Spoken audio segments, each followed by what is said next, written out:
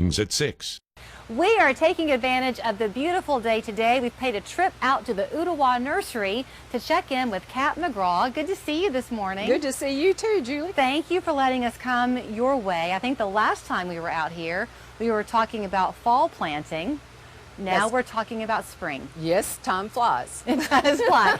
So we're just off the cusp of a really cold spell. A lot of people watching may have gotten burned, literally. Plants they put in the ground could have not done so well with this hard freeze. Are you seeing a lot of that? Yes, we're seeing a lot of frost damage. We got down in some areas 28 degrees on Friday evening. We're encouraging everyone to wait until after April the 15th before they even think to start putting out their vegetable garden. But you know that they can't wait, and y'all can't really wait either, because when you come into the nursery, we're in what you call your flower showcase. Yes. I don't know how many varieties of tomatoes are behind you, Right now, Kat. 62.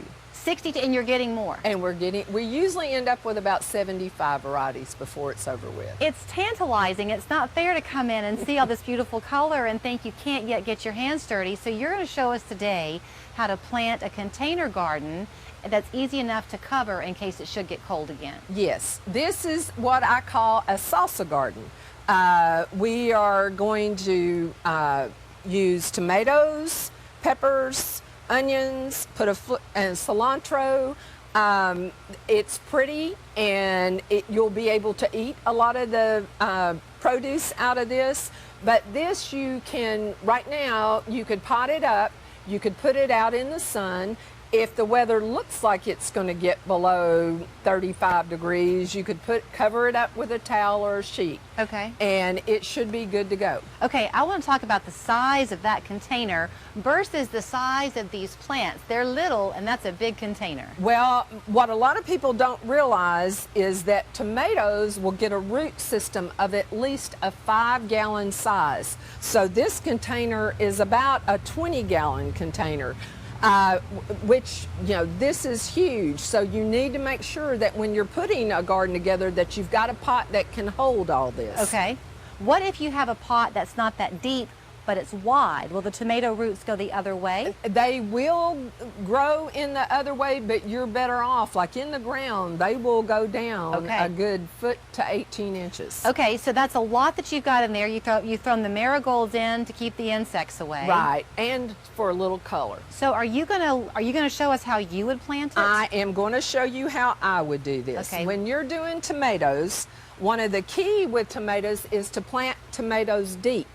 I would take off the little suckers on the bottom of the plants, and there are little hairs all over the stem on the tomatoes, and all these will form roots. Oh, so you want to get those under the soil? Under the soil, and that will give you a much sturdier tomato plant. It looks very small at the top, but in the same on this one. This one's already quite tall. Now, Kat, are you using the same variety of tomato, or are you going to do two different kinds? I am using both of these are forms of Roma tomatoes, which make good salsa. And one is a San Marzano tomato, which is a large salsa tomato, and the other one is a Roma. Okay. And both of these are paste tomatoes.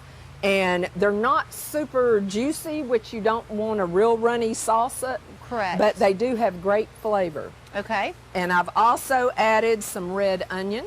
Okay. So for someone who doesn't know gardening, they might take a look at that plant and say, oh, look how it's all floppy, but you want it to look that way?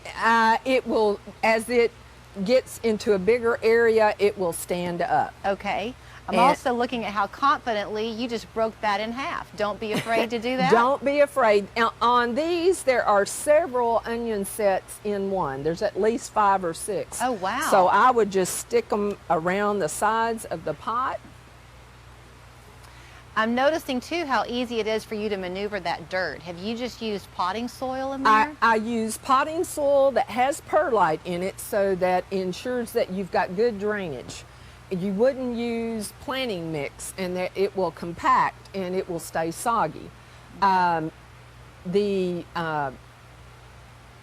potting soil does not have any fertilizer put into it, I use an organic fertilizer when I'm doing vegetable And she's going to show us that in a second. Okay. All now right. what is that? And these are jalapeno peppers. Ooh. And each one of these will get about 2 feet tall.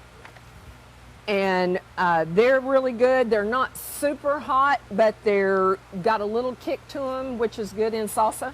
So I know from your tomato plants, I mean, those are just going to be prolific. You're going to get gobs of tomatoes. Off of your peppers, how many peppers will you get? On the peppers, a lot of times peppers will produce all summer long.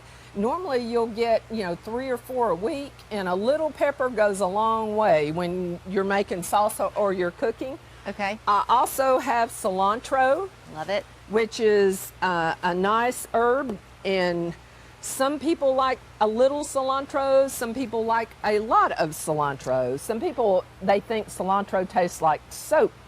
And Not me. It's just a taste preference. And I notice how you put that towards the edge of the pot. Is that going to trail? It will get bushy and trail, and you want your pot, it's going to produce for you, but you also want it to have pretty some appeal to it.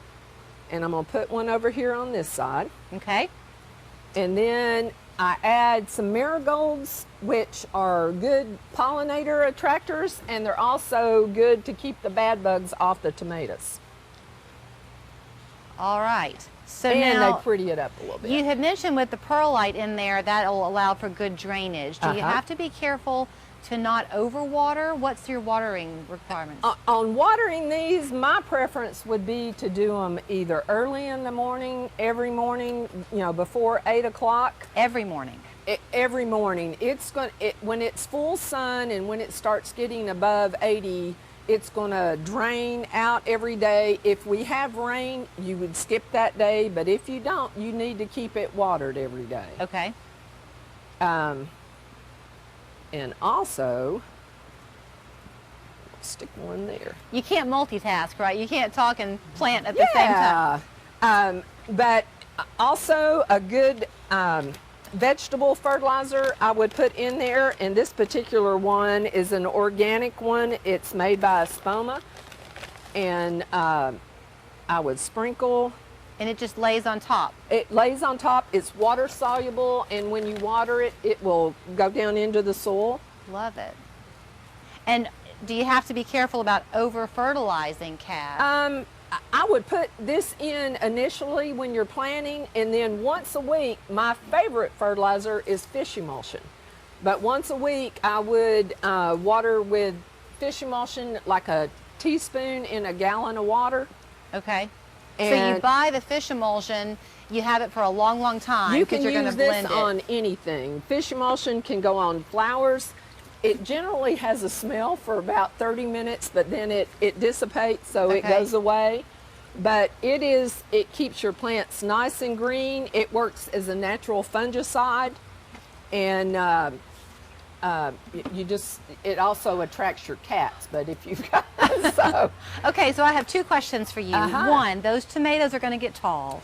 How do you like to stake them? I would put like 2 or 3 bamboo sticks in this, and you can do a twine around it as they grow, and that's all that I would do to it. And it doesn't have to be bamboo. You could get a limb out of the yard, even off of crepe myrtle, which was hardwood, and form a little teepee and just tie a string around it. And as they grow, either take a bread tie and sort of attach it to the stems to stabilize them, but that should hold them. And full sunlight means 5 to 6 hours of afternoon sun or morning?